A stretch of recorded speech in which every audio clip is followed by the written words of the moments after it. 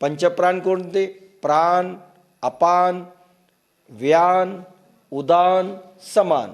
पुन्हा पहा, प्राण, अपान, व्यान, उदान आणि समान हे 5 प्राण. 5 उपप्राण नाग, कूर्म, क्रकल, देवदत्त आणि धनंजय हे 5 उपप्राण. नाग, कूर्म, क्रकल, देवदत्त आणि धनंजय ह्या प्राणाचा 5 उपप्राणाशी संग होतो की टॅह्या टॅह्या सुरू होतं, जन्म झाला. हा संग जोपर्यंत आहे तो नित्यरूप पार्था. जो देह या संगात या विषयांच्या तावडीत सापडत नाही, विषयाला सुखी किंवा दुःखी करू शकत नाहीत,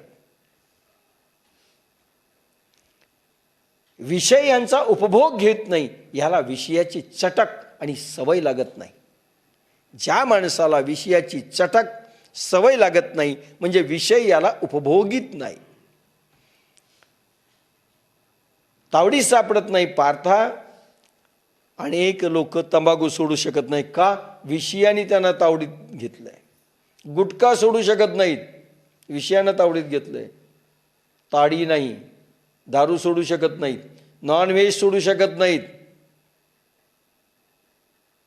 का? ड्रग्स अडिक्ट होतो, सोडू शकत नाही. त्याचं कारण विषयाने त्याला तावडीत घेतलंय आणि विषय भोगायलेत त्या शरीराला. शरीराचा भोग विषय भोगायलेत आणि हा गुलाम आहे, गुलाम आहे, विषयांचा गुलाम.